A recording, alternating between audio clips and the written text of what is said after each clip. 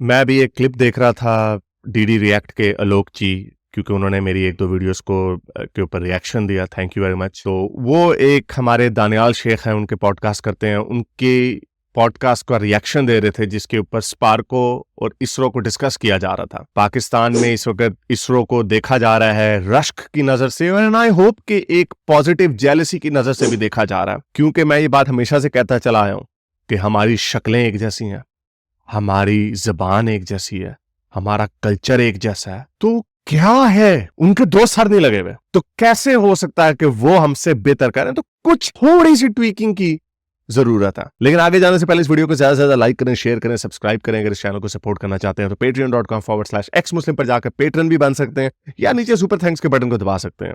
लेकिन अगर कुछ नहीं कर सकते तो नीचे कमेंट्स में अपने ख्यालात का इजहार जरूर कर सकते हैं। तो चलते हैं आज की वीडियो की तरफ। तो आलोक जी से पहले मैं एक शिकवा कर लूं कि इन्होंने जब इस वीडियो को रिएक्शन दे रहे थे तो उन्होंने एक बात दो दफा बोली कि दुश्मन मुल्क भी अगर हमारे बारे में हमारी तारीफ कर रहा है तो इसका मतलब हमें ये बात ठीक है कि आपको फख्र करना चाहिए अपनी टेक्नोलॉजी के ऊपर, आईटी सेक्टर के ऊपर, और अब इसरो के ऊपर भी। You should be proud of yourself. लेकिन ये ऐसे है, वो एक मुहावरा है अंग्रेजी में कि humble in victory, gracious in defeat. तो थोड़ा सा हम्बल आप इसलिए रहें क्योंकि मैं एज अ पाकिस्तानी आपको ये बात कह रहा हूं कि ये इस तरह की जबान इस्तेमाल करके कि वो दुश्मन है, और ये बात सच है आपकी, इसमें कोई गलत बात आपने नहीं की कि पाकिस्तानी इंडिया को अपना दुश्मन समझते हैं और हमें और ये नफरतें हमने अपने बच्चों को बचपन से सिखाई हैं।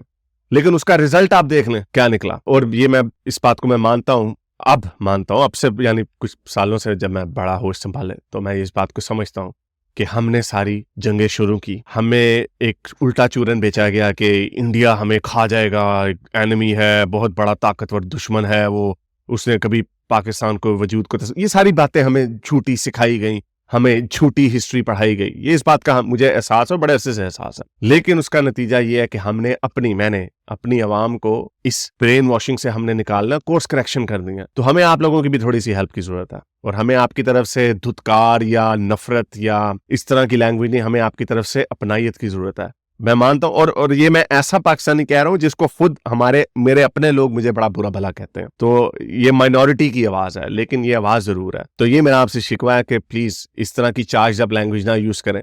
जब मैंने इसरो के ऊपर आखिरी वीडियो बनाई थी चंद्रयान के ऊपर, तो मुझे नीचे से इंडियन बहुत सारे पॉजिटिव कमेंट्स आ रहे थे कि ये हम एक ही लोग हैं, ये इसरो आपका भी इसरो है, वगैरह वगैरह। अगेन दीज आर ये वो एक ऑप्टिकल बातें होती हैं, इससे ये फील गुड होती हैं। मैं तो अपने चैनल की भी डायरेक्शन चेंज करना चाह रहा हूँ कि थोड़ी सी पॉजिटिविटी के ऊपर बातें हो, लोगों को करीब लाने की बातें हो। मैंने जो बातें करनी थी बहुत सारी कर दी हैं मजहब के हवाले से, वगैरह वगैरह। लेकिन आ जाते हैं अपने पाकिस्तान के ऊपर। स्पार्को का दानियल शेख ने एक एक्सपर्ट को बिठाया हुआ था, वो बता रहे थे कि 1962 में हमने स्पार्को की बुनियाद रखी, और ये इससे पता चलता है कि पाकिस्तान के बनने के सिर्फ 15 साल बाद पाकिस्तान की क्या डायरेक्शन थी। विद इन 15 ईयर्स उस वक्त पाकिस्तान कंफर्टेबली अमेरिकन कैंप में जा चुका था, नासा से हमारे साइंटिस्ट को ट्रेन किया जा रहा था।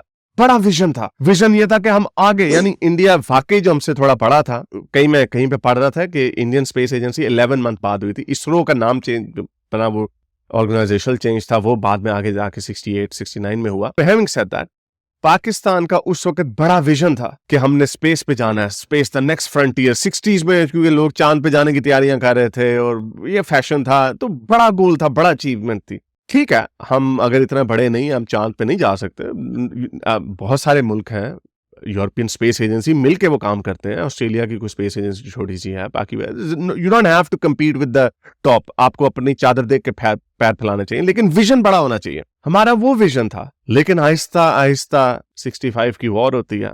65 से पहले इंडिया पाकिस्तान के लोग आते जाते थे, लोग कोई बड़ा आराम से वीजा होता था, सुना है कनाडा अमेरिका की तरह का काम था। आहिस्ता आहिस्ता काम खराब होता रहा, 65 हुआ, फिर उसके बाद 6 साल बाद 71 हो गया, फिर अफगान जहाज शुरू हो गया 79 में, और फिर ज़ियाउल हक यहाँ पे आ गया। पॉलिटिकल स्टेबिलिटी नहीं आई और बद से बदतर होते गए, हम नीचे की तरफ जाते रहे। इंडिया भी स्टैडी था उस वक्त, इतनी तेजी से उसकी परवान नहीं उपजा रही थी, because they also had ideological issues कि हमने सोशल स्टेट रहना है, ओपन फ्री मार्केट जाना है, नहीं जाना। बट एनीवे, उनकी अगर ग्रोथ एक्सपोनेंशियल नहीं हुई, but they contained with in themselves. फिर 90s आती हैं, और फिर 2000s turn off the century आती है, और इंडिया का ग्राफ ऐसे ऊपर जाता है, और हमारा अफसोस ही होता है, बद से बदतर ही होता रहा।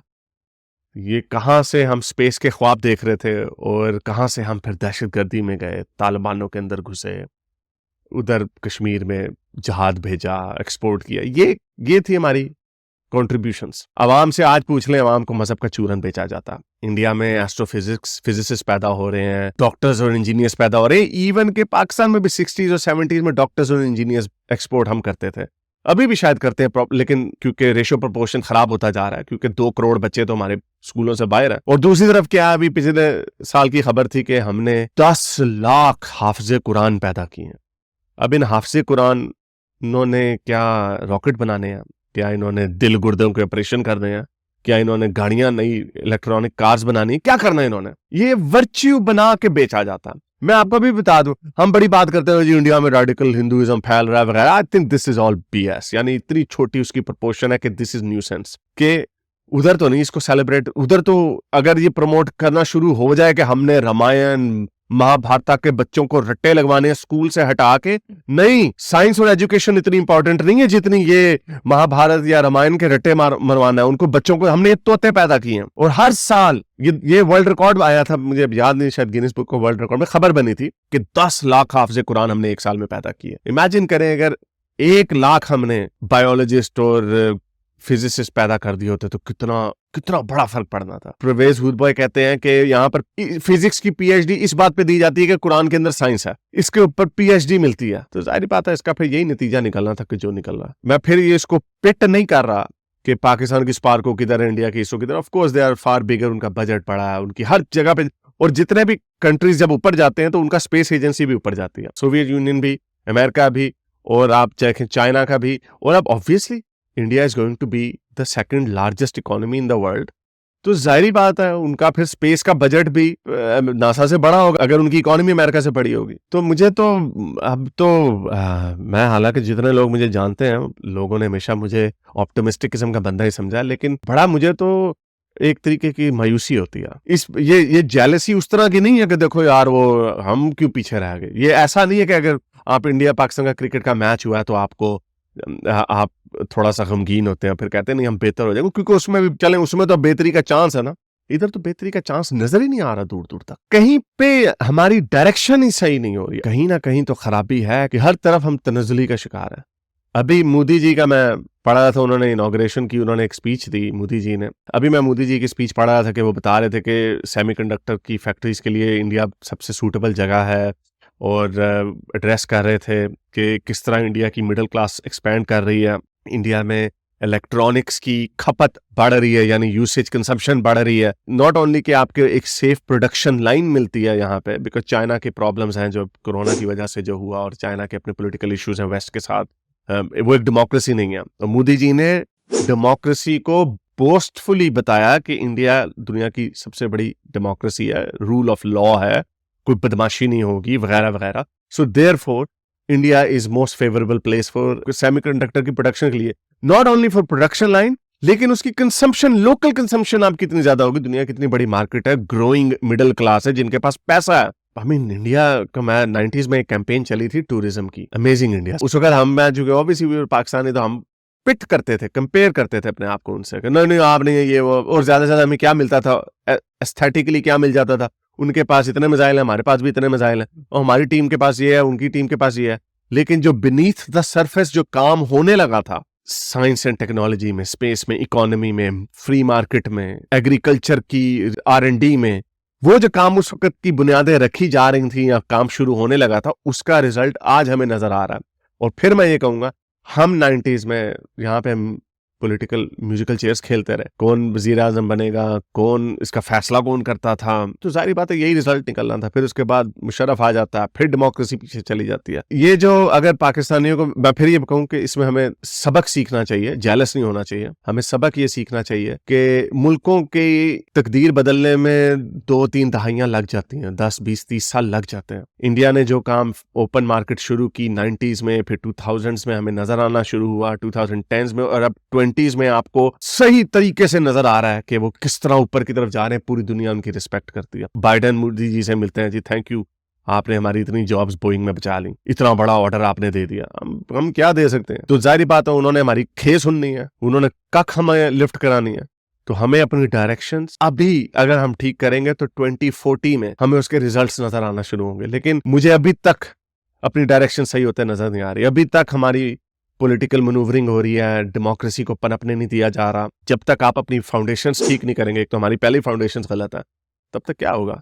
तो बड़ी आई एम सॉरी, आज की थोड़ी डिप्रेसिंग वीडियो थी। हमारे जैसे लोगों के भी चैनल्स ब्लॉक किए हुए जो कि दुखते दिल से लेकिन सच्चे दिल से अपने लोगों को नई सोच देना चाह रहे हैं कि आगे बढ़े आप, ये छोड़ें ये दुश्मनियों को, ये छोड़ें ये हमने गज़वाए हिंद करना है, इस्लाम का झंडा लहराना है, पाकिस्तान इस्लाम का किला है, छोड़ें इन बातों को, कुछ नहीं रखा इनमें। हम ये सोच देने की कोशिश कर रहे हैं कि आगे जाके हमारे बच्चे आज जो बढ़ रहे हैं उनकी सोच शायद आगे चली जाए, लेकिन हमारी आवाज़ों को भी बंद किया हुआ है, हमारे भी चैनल्स ब्लॉक किए हुए हैं। उम्मीद करता हूँ आज की वीडियो आपको पसंद आई होगी। इसको लाइक करें, शेयर करें, सब्सक्राइब करें। इस चैनल को सपोर्ट करना चाहते हैं तो patreon.com/xmuslim पर जाकर भी पेट्रन बन सकते हैं। अब तक के लिए इतना ही, अगली वीडियो तक साइंस हाफिज। अगर आपको मेरी ये वीडियो अच्छी लगी तो मेरे चैनल के मेंबर बनिए, पेट्रन बनिए, या फिर आप मुझे बाय मी या कॉफ़ी में भी सपोर्ट कर सकते हैं।